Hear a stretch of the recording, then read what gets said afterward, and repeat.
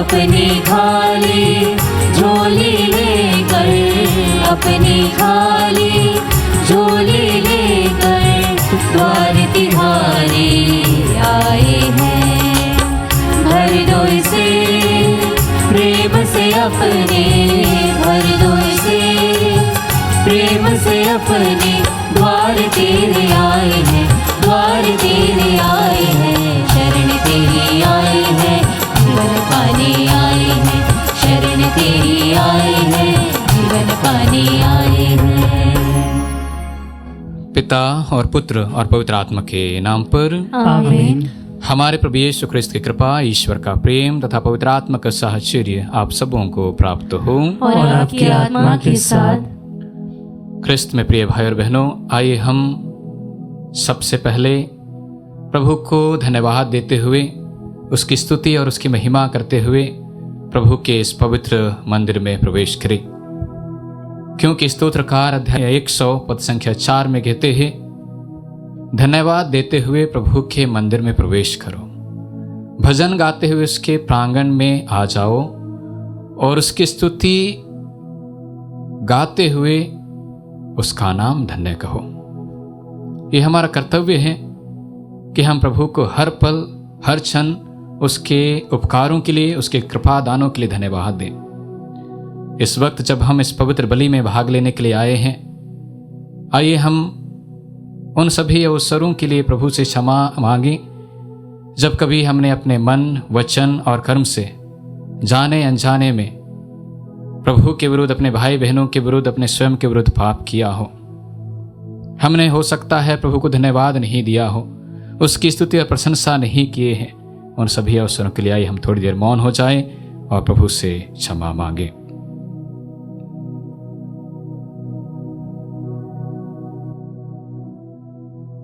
हम सब मिलकर बोलें, हे भाई और बहनों, मैं सर्वशक्तिमान ईश्वर और आप लोगों के सामने स्वीकार करता हूँ कि मैंने मन, वचन और कर्म से तथा अपना कर्तव्य पूरा न करने से, अपने कसूर से, अपने भारी कसूर से घोर पाप किया है। इसलिए मैं नित्य कुंवारी धन्य मरियम से, सब स्वर्गदूतों, संतों और आप लोगों से, हे भाई और बहनों, विनती करती हूँ कि आप लोग मेरे लिए प्रभु ईश्वर से प्रार्थना करें। सर्वशक्तिमान ईश्वर हम लोगों पर दया करे और हमारे पाप क्षमा कर हमें अनंत जीवन प्रदान करे। आमीन। हे प्रभु दया कर, हे प्रभु दया कर, हे क्रिस्त दया कर, हे क्रिस्त दया कर, हे प्रभु दया कर। हे प्रभु दया कर। हम प्रार्थना करें।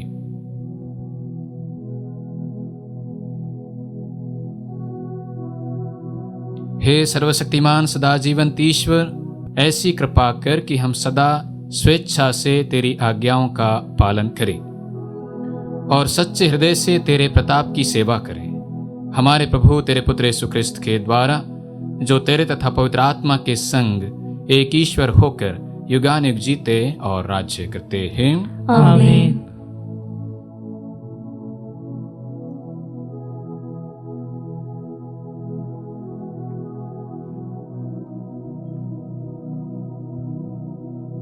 पहला पाठ रोमियो के नाम संत पौलुस का पत्र, अध्याय 4 वचन संख्या 20 से 25। इब्राहिम का विश्वास विचलित नहीं हुआ, उन्हें ईश्वर की प्रतिज्ञा पर संदेह नहीं हुआ, बल्कि उन्होंने अपने विश्वास की दृढ़ता द्वारा ईश्वर का सम्मान किया। उन्हें पक्का विश्वास था कि ईश्वर ने जिस बात की प्रतिज्ञा की है वह उसे पूरा करने में समर्थ है। इस विश्वास के कारण ईश्वर ने उन्हें धार्मिक माना है। वह अपने विश्वास के कारण धार्मिक माने गए। धर्म ग्रंथ का यह कथन न केवल इब्राहिम से बल्कि हम से भी संबंध रखता है। हम भी विश्वास के कारण धार्मिक माने जाएंगे यदि हम ईश्वर में विश्वास करेंगे, जिसने हमारे प्रभु यीशु को मृतकों में से जिलाया है। वह यीशु हमारे अपराध के कारण पकड़वा दिए गए और हमारी पाप मुक्ति के लिए जी उठे। प्रभु की वाणी। ईश्वर को धन्यवाद। भजन अनुवाक्य। धन्य है प्रभु इज़राइल का ईश्वर, उसने अपनी प्रजा की सुध ली है। धन्य है प्रभु इस्राएल का ईश्वर, उसने अपनी प्रजा की सुध ली है। उसने अपने दास दाऊद के वंश में हमारे लिए एक शक्तिशाली मुक्तिदाता उत्पन्न किया है, जैसा कि वह अपने पवित्र नबियों के मुख से प्राचीन काल से कहता आया है। अनुवाक्य: धन्य है प्रभु इस्राएल का ईश्वर, उसने अपनी प्रजा की सुध ली है। उसने कहा था कि वह शत्रुओं और सब बैरियों के हाथ से हमें छुड़ाएगा और अपने पवित्र विधान का स्मरण कर हमारे पूर्वजों पर दया करेगा। अनुवाक्य: धन्य है प्रभु इस्राएल का ईश्वर, उसने अपनी प्रजा की सुध ली है। उसने शपथ खाकर हमारे पिता इब्राहिम से कहा था कि वह हमको सब शत्रुओं से मुक्त करेगा, जिससे हम निर्भयता, पवित्रता और धार्मिकता से जीवन भर उसके सम्मुख उसकी सेवा कर सके। अनुवाक्य: धन्य है प्रभु इस्राएल का ईश्वर, उसने अपनी प्रजा की सुध ली है। जय घोष। हालेलुया। धन्य है वे जो अपने को दीनहीन समझते हैं, स्वर्ग राज्य उन्हीं का है। हालेलुया।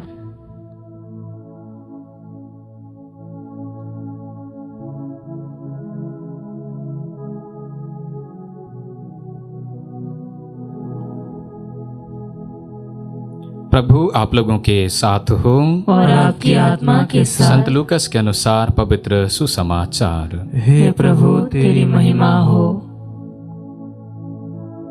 अध्याय 12 पद संख्याएं 13 से 21 तक।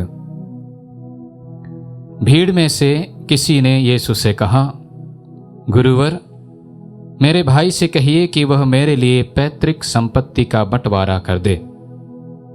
उन्होंने उसे उत्तर दिया, अरे भाई, किसने मुझे तुम्हारा पंच या बंटवारा करने वाला नियुक्त किया है? तब यीशु ने उनसे कहा, सावधान रहो और हर प्रकार के लोभ से बचे रहो, क्योंकि किसी के पास कितनी ही संपत्ति क्यों ना हो, उस संपत्ति से उसके जीवन की रक्षा नहीं होती। फिर यीशु ने उनसे यह दृष्टांत सुनाया। किसी धनवान की जमीन में बहुत फसल हुई थी। वह अपने मन में इस प्रकार विचार करने लगा, मैं क्या करूं? मेरे यहां जगह नहीं रही जहां अपनी फसल रख दूं। तब उसने कहा, मैं यह करूंगा, अपने भंडारों को तोड़कर उनसे और बड़े भंडार बनवाऊंगा, उनमें अपनी सारी उपज और अपना सारा माल इकट्ठा करूंगा और अपनी आत्मा से कहूंगा, अरे भाई, तुम्हारे पास बरसों के लिए बहुत सा माल इकट्ठा है, इसलिए विश्राम करो, खाओ पियो और मौज उड़ाओ। परंतु ईश्वर ने उससे कहा, ऐ मूर्ख, इसी रात तेरे प्राण तुझसे ले लिए जाएंगे और जो कुछ तूने इकट्ठा किया है वह अब किसका होगा? यही दशा उसकी होती है जो अपने लिए तो धन एकत्र करता है, किंतु ईश्वर की दृष्टि में धनी नहीं है।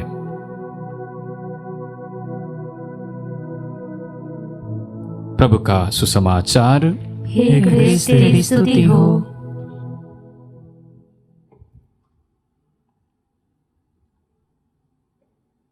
क्रिस्त में प्रिय भाई और बहनों, आइए हम आज के पाठों पर थोड़ी देर मनन चिंतन करें।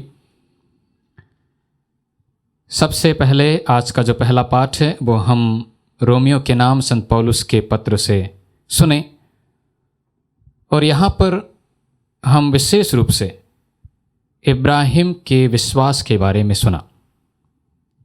इब्राहिम को विश्वासियों का पिता कहा जाता है, और ये व्यक्ति यूं ही विश्वासियों का पिता नहीं बना, क्योंकि उत्पत्ति ग्रंथ अध्याय 12 पद संख्या 1 में लिखा है, वहां पर प्रभु इब्राहिम के पास जाकर के, उस समय तक इब्राहिम का नाम नहीं बदला गया था, वो अब्राम कहलाता था। उसके पास जाकर के कहता है कि अब्राम, अपना देश, अपना कुटुंब और अपने पिता का देश, पिता का घर छोड़कर उस देश जाओ जिसे मैं तुम्हें दिखाऊंगा। और वो बिना कुछ प्रश्न किए, बिना कुछ बोले, ईश्वर के कथन के अनुसार उस देश के लिए, उस जगह के लिए निकल पड़ता है। अगर मैं और आप इब्राहिम की जगह में होते तो ना जाने कितने प्रश्न पूछते। प्रभु मुझे कैसे जाना है, मैं अपने पिता के घर को नहीं छोड़ सकता, किन किन लोगों के साथ जाऊंगा, वहां क्या करूंगा, इस प्रकार के ना जाने कितने प्रश्न हम लोग पूछे होते। लेकिन अब्राम एक भी प्रश्न नहीं किया, बल्कि उसने ईश्वर के इस कथन पर पूर्ण विश्वास किया कि उस देश वह मुझे पहुंचाएगा जिसे देने की उसने प्रतिज्ञा की है। यह है इब्राहिम का विश्वास। और यही तो है विश्वास जो हमें उस ईश्वर तक पहुंचाता है जिसे हम नहीं देखे हैं।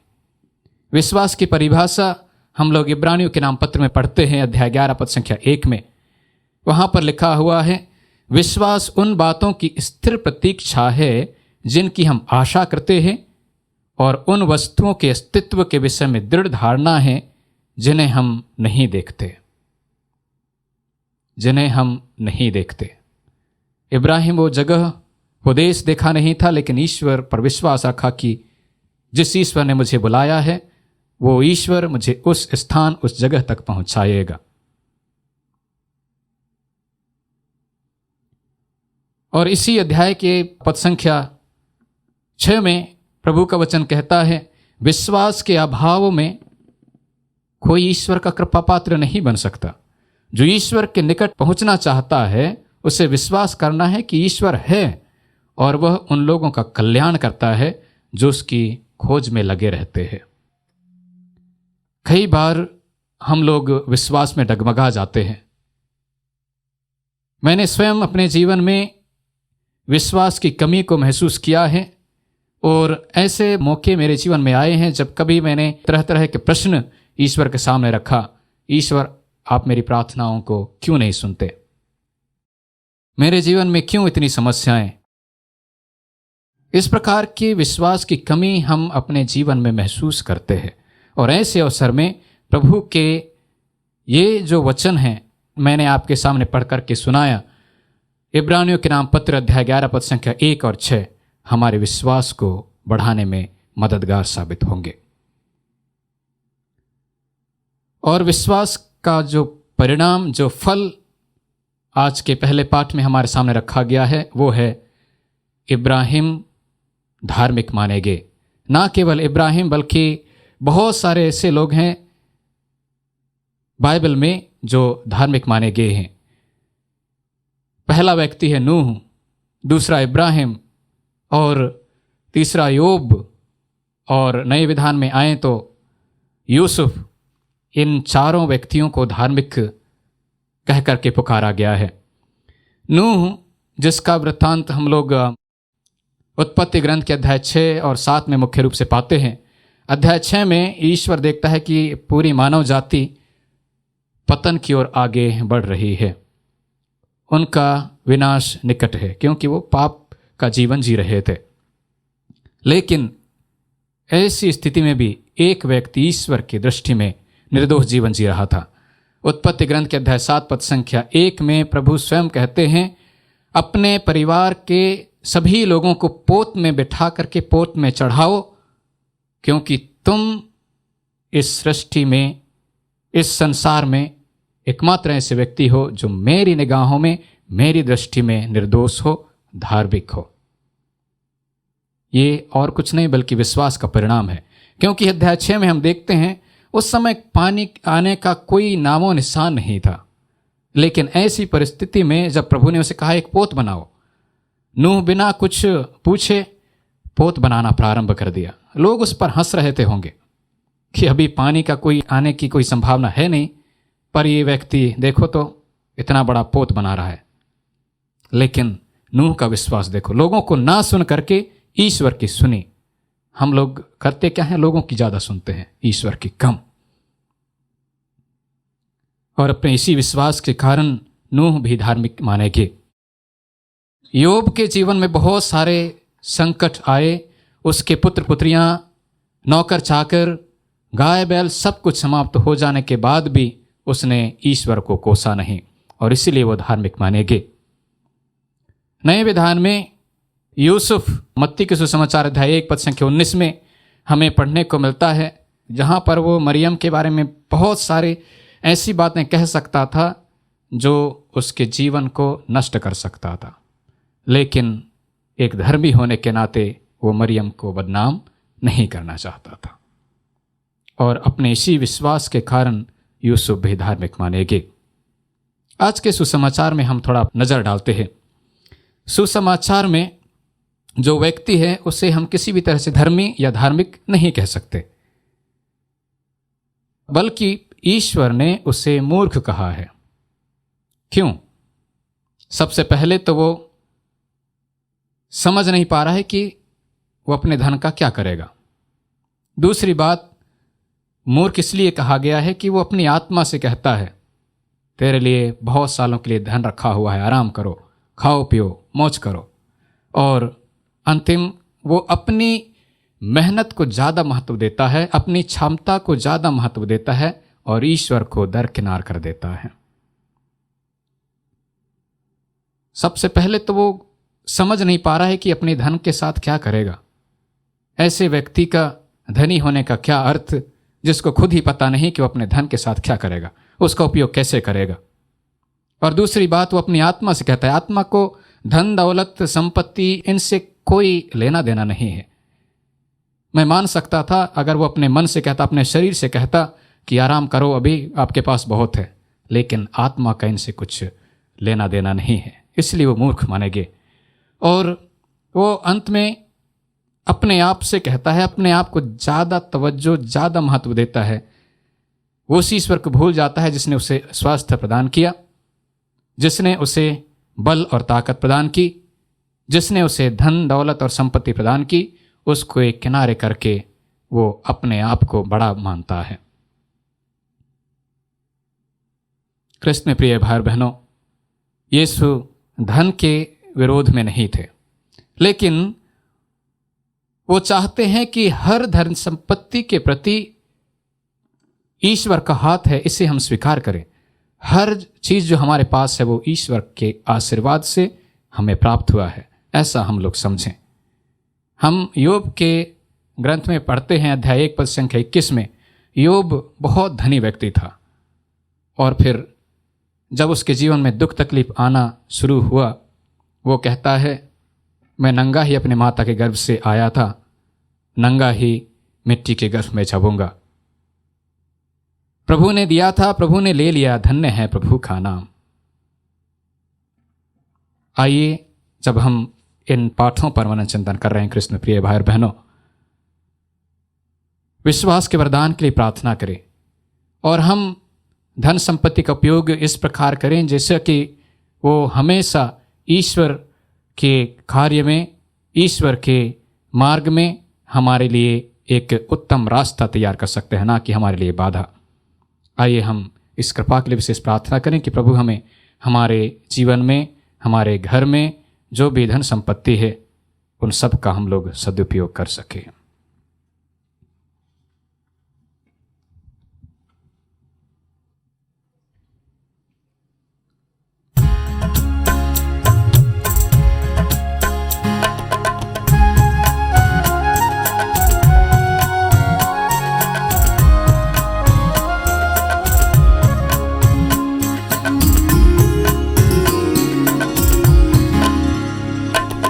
कबूल करो तुम प्रभु हमारा यह बलिदान, दया मिले नित हमें, मिले तेरा वरदान। तेरा नाम बोले सदा रहे कहीं भी, दुनिया की चीजें मिले नहीं भी। तेरा नाम बोले सदा रहे कहीं भी, दुनिया की चीजें मिले नहीं भी। कबूल करो तुम प्रभु हमारा यह बलिदान, दया मिले नित हमें,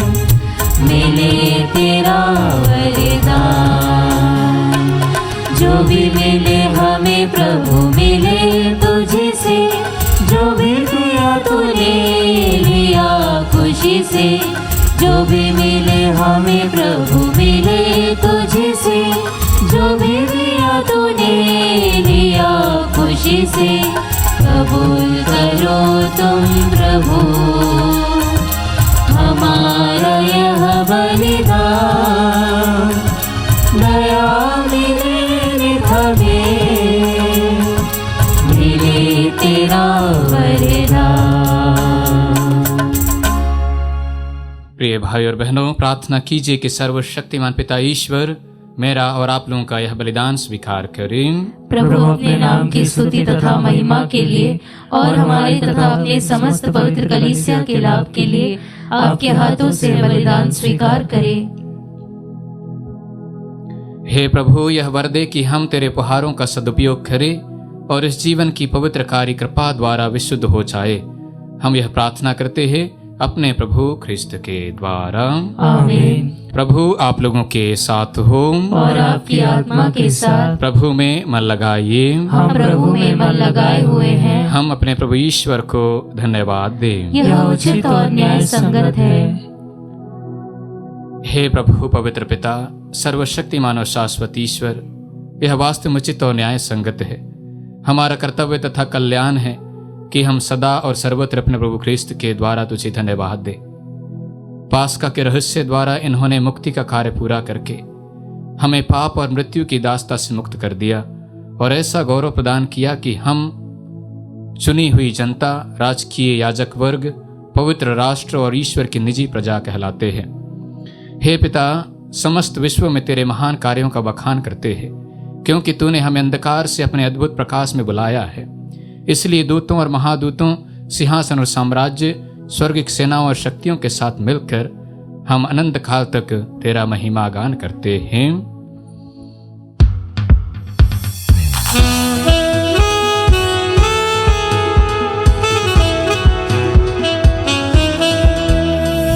गाए हम सब मिलकर जीवंत ईश्वर का स्तुतिगान, गाए हम सब मिलकर जीवंत ईश्वर का स्तुतिगान। पवित्र है परमेश्वर, पवित्र है सर्वशक्तिमान, पवित्र है परमेश्वर, पवित्र है सर्वशक्तिमान, पवित्र है अमर ईश्वर। जय हो तेरी जय हो, जय हो तेरी जय हो, जय हो तेरी जय हो। हे प्रभु, तू वास्तव में पवित्र है, सारी पवित्रता का स्रोत है।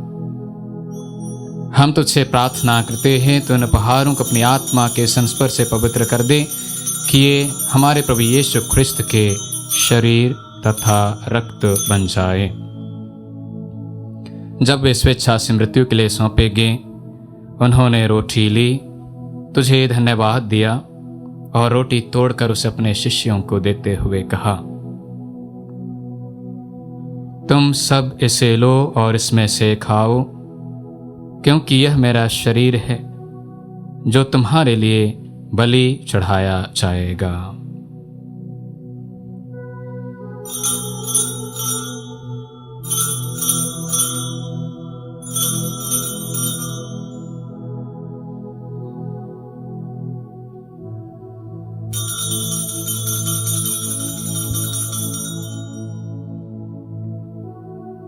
इसी भांति भोजन के बाद उन्होंने कटोरा लिया, तुझे धन्यवाद दिया और उसे अपने शिष्यों को देते हुए कहा, तुम सब इसे लो और इसमें से पियो, क्योंकि यह मेरे रक्त का कटोरा है, नवीन और अनंत व्यवस्थान का रक्त, जो तुम्हारे और बहुतों के पापों की क्षमा के लिए बहाया जाएगा।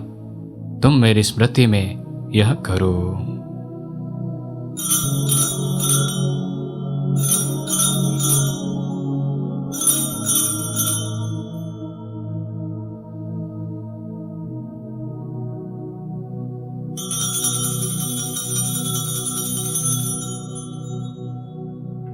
विश्वास का रहस्य।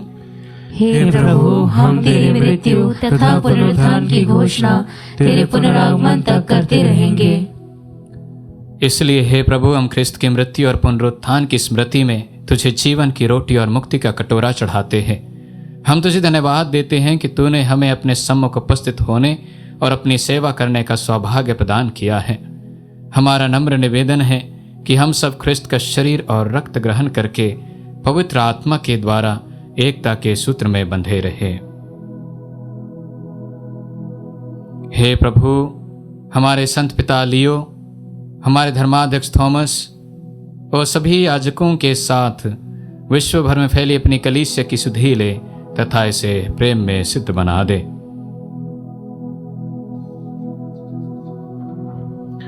हमारे उन भाई बहनों की भी सुधि ले जो पुनरुत्थान की आशा में परलोक सिधार चुके हैं।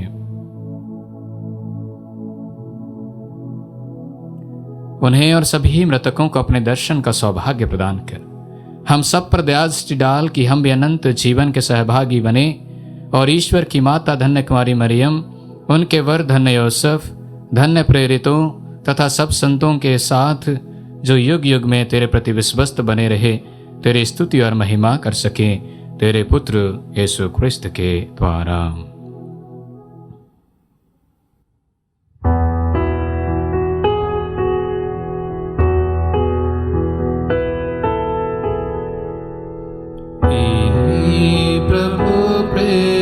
द्वारा इन्हीं के साथ और इन्हीं में हे सर्वशक्तिमान पिता ईश्वर पवित्र आत्मा के साथ सारा गौरव तथा सम्मान युगान युग तेरा ही है।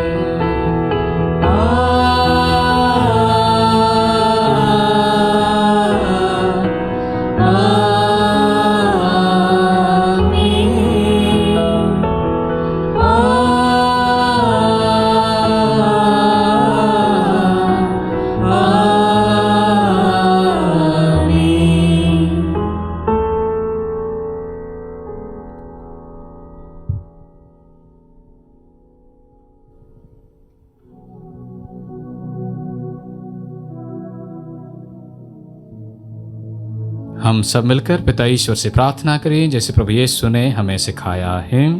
हे हमारे पिता जो स्वर्ग में है, तेरा नाम पवित्र माना जाए, तेरा राज्य आए, तेरी इच्छा जैसे स्वर्ग में वैसे इस पृथ्वी पर भी पूरी हो।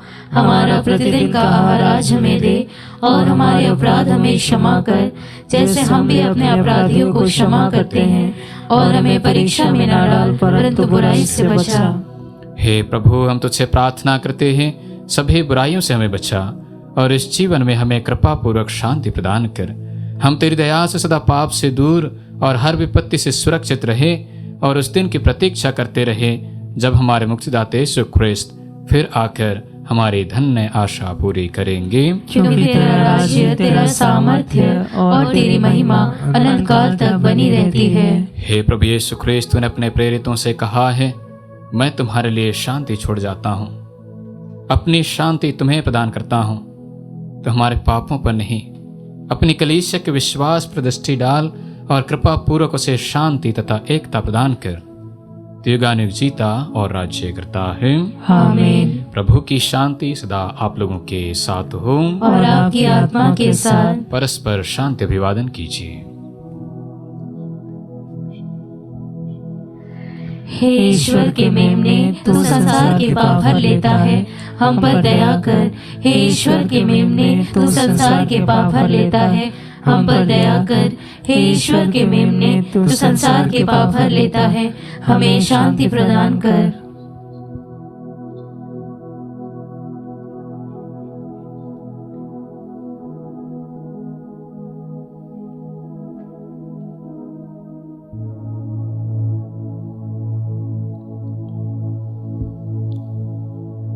देखिए ईश्वर का मेमना, इन्हें देखिए जो संसार के पाप हर लेते हैं। धन्य है वे जो मेमने के भोज में बुलाए गए हैं। हे प्रभु, मैं इस योग्य नहीं हूँ कि तू मेरे यहाँ आए, किंतु एक ही शब्द कह दे और मेरी आत्मा चंगी हो जाएगी।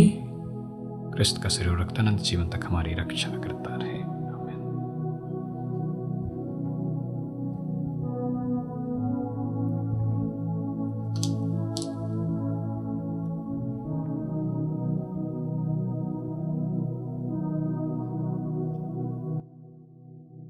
हे मेरे प्रभु यीशु, मैं सारे हृदय से विश्वास करती हूँ कि आप पवित्र यूकरिस्तीय संस्कार में उपस्थित हैं। हे प्रभु, मैं सभी चीज़ों से बढ़कर आपको प्रेम करती हूँ और मेरी यही अभिलाषा है कि आप मेरी आत्मा में आकर बस जाएं, क्योंकि हे प्रभु, मैं आपको आज ग्रहण करने में असमर्थ हूँ। हे प्रभु, आध्यात्मिक रूप से आकर मेरे हृदय में समा जाइए। हे यीशु, मैं आज आप में एक होना चाहती हूँ और आप में समा जाना चाहती हूँ। हे प्रभु, यह कभी ना होने पाए कि मैं आपसे कभी अलग हो जाऊं। आमीन। मानव पुत्र बहुतों के उद्धार के लिए अपने प्राण अर्पित करने आया है। हम प्रार्थना करें। हे प्रभु, स्वर्गिक वस्तुओं के सहभाग द्वारा हमें मुक्ति लाभ मिला है। ऐसी कृपा कर कि हम श्रेष्ठ वस्तुओं का सदुपयोग करें और अनंत वस्तुओं के ज्ञान तथा प्रेम में बढ़ते जाए। हम यह प्रार्थना करते हैं अपने प्रभु ख्रिस्त के द्वारा। आमीन। प्रभु आप लोगों के साथ हो और आपकी आत्मा के साथ। सर्वशक्तिमान ईश्वर पिता और पुत्र और पवित्र आत्मा आप सबों को आशीर्वाद प्रदान करें। आमीन। हम सब विदा लें, प्रभु के प्रेम में जीवन बिताएं। ईश्वर को धन्यवाद।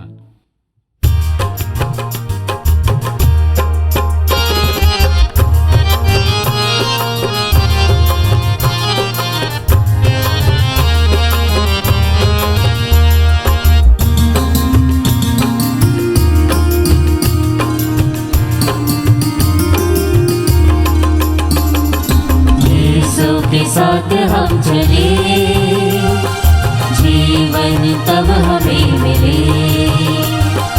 यीशु के पथ पर हम बढ़े, मंजिल तब हमें मिले। जिंदगी की राहों में मसीह हमको तुम बढ़ाते चलो। जिंदगी की राहों में मसीह हमको तुम बढ़ाते चलो।